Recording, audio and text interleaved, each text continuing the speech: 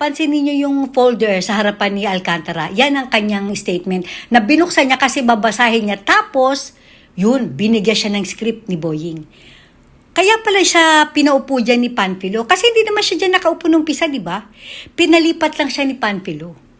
Nakita mo yung naging facial expression nitong si Alcantara nung ibinigay ni Boying sa kanya yung papel. Kasi siguro nagulat siya. At saka at the same time, nakakakaba. Naiipit siya eh. Sasabihin ba niya yung totoo na nalalaman niya or babasahin niya yung script na ibinigay ng demonyong si Boying sa kanya? Tingnan niyo, nag-iba na yung itsura niya. Kaya pala nung umpisa ng statement niya, hindi siya nagbabasa. Natatandaan niyo ba yun? Sabi niya hindi niya nababasahin yung statement niya dahil alam naman niya. So, inihayag niya yung statement niya.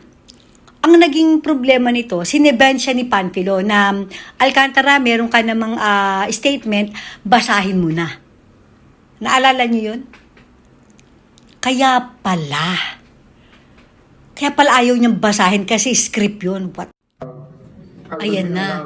Ito na yung pinapaalam siya ni Boying sa chairman na dadalhin niya muna itong si Alcantara sa DOJ at ibabalik ng 2:00 para nga daw doon sa statement niya para maging parang ipo-formalize.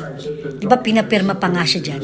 Ang problema, yung pinapirmahan sa kanya, hindi yung statement niya na nasa folder niya, kundi yung script na ibinigay sa kanya.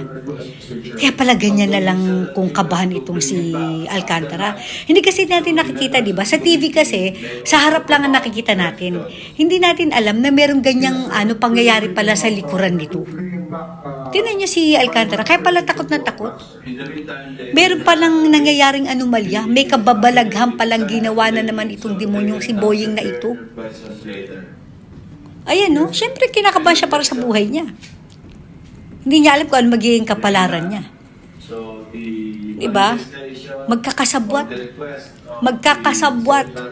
Alam niya ni Panfilo at saka ni Pepsi Paloma yan.